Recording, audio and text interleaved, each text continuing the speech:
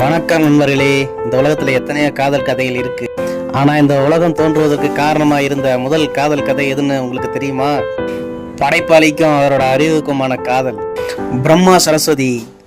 இது வெறும் கடவுள் கதை இல்ல, ஒவ்வொரு கலைஞனுக்குள்ளேயும் இருக்கிற தேடல். வாங்க ஆதி காலத்துக்கு போகலாம்.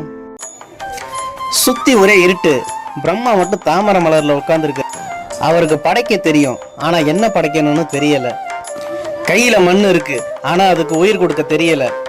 ஒரு ஓவியன் வெள்ளை கேன்வாஸை பார்த்துட்டு ஐடியா இல்லாம உட்காந்துருப்பாரு, அந்த மாதிரி. அப்போதான் பிரம்மாவோட மனசுல ஒரு பேரொளி தோன்றுது. அந்த ஒளியிலிருந்து வெண்மையான ஆடையோட கையில வீணையோட சரஸ்வதி வராங்க. அழகை விட அவங்க கண்ணுல இருந்த அந்த அறிவு தான் பிரம்மாவை சுண்டி இழுக்குது.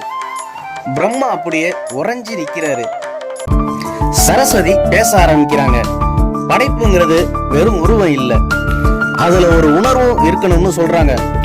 பிரம்மா அவங்க பேசுறத கேட்கல, அவங்க குரல்ல இருக்கிற இசைய ரசிக்கிறாரு. ஒரு கலைஞர் இன்னொரு கலைஞரோட அறிவை பார்த்துட்டு காதல்ல விழுகிற தருணம். சரஸ்வதி அவருக்கு உலகத்தை எப்படி படைக்கணும்னு சொல்லி கொடுக்கறாங்க. அவங்க கையை பிடிச்சி பிரம்மா ஒவ்வொரு ராகமா கத்துக்கிறாங்க. அவங்க விரல்கள்ல வீணையை மீட்டும் போது பிரம்மாவோட மனசுல காதல் மீட்டுது.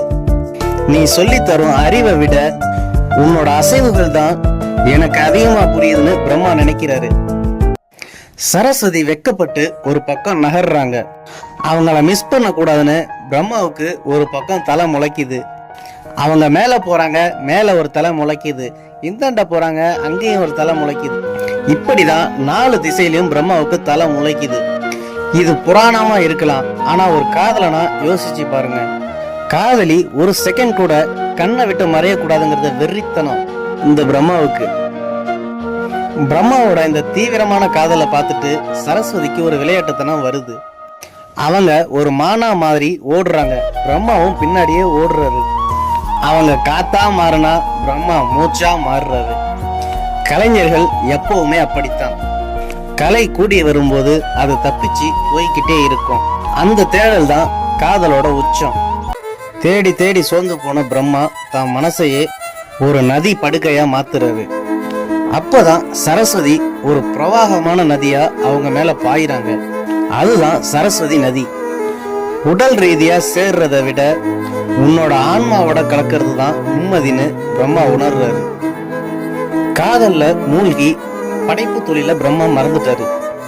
அப்போ மகாவிஷ்ணு வராரு. பிரம்மா, உன்னோட காதல் ஒரு பெண்ணுக்கானது மட்டும் இல்ல, நீ படைக்க போற ஒவ்வொரு உயிருக்கும் ஆனது.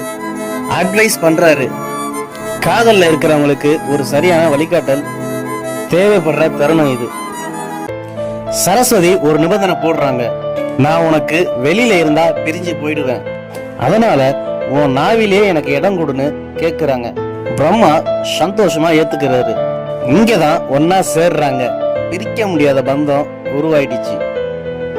கடைசியில உலகம் அழகா உருவாயிடுச்சு. பறவைகள் பாடுறது சரஸ்வதியோட இசை, மனிதர்கள் யோசிக்கிறது சரஸ்வதியோட அறிவு. ஒவ்வொரு கலைஞனுள்ளையும் இன்னைக்கு பிரம்மா சரஸ்வதி காதலிச்சுட்டு தான் இருக்காங்க. படைப்பு இருக்கிற வரைக்கும் இந்த காதலுக்கு அழிவே இல்லை. லைக் பண்ணிட்டு சேனல் சப்ஸ்கிரைப் பண்ணுங்க. உங்களுக்கு நல்ல செய்தி காத்துக்கிட்டு இருக்கு.